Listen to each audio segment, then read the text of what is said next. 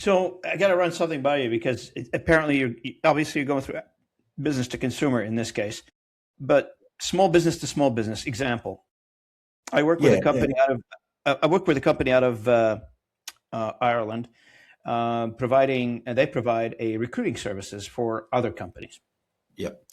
And small tiny company don't have the budget to spend money on marketing, and it's not their only story.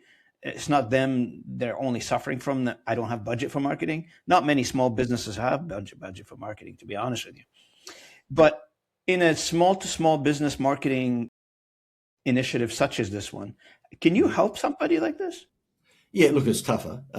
If I had a choice, I would stick with B2C marketing. There's no question. It's B2C easier. marketing, yeah.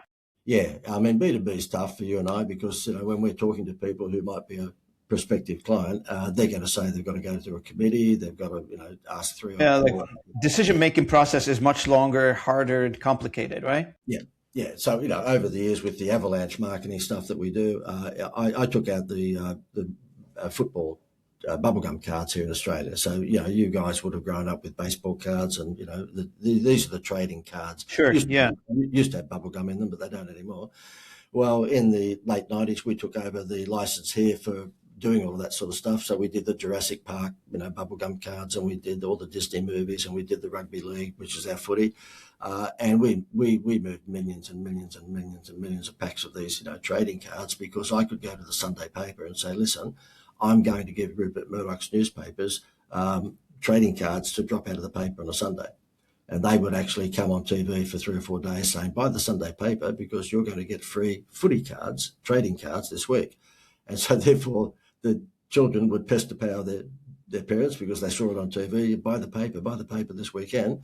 They would get the sample cards, which is like giving them a taste of the ice cream outside the ice cream shop. And then, of course, the pester power would kick in after they got their 2 sample cards. Mummy, Daddy, can you buy more at the drugstore? So we put them on a drug habit real quick. In B2B, with this particular format, what I do, if I see a slow month coming up, I will give away me.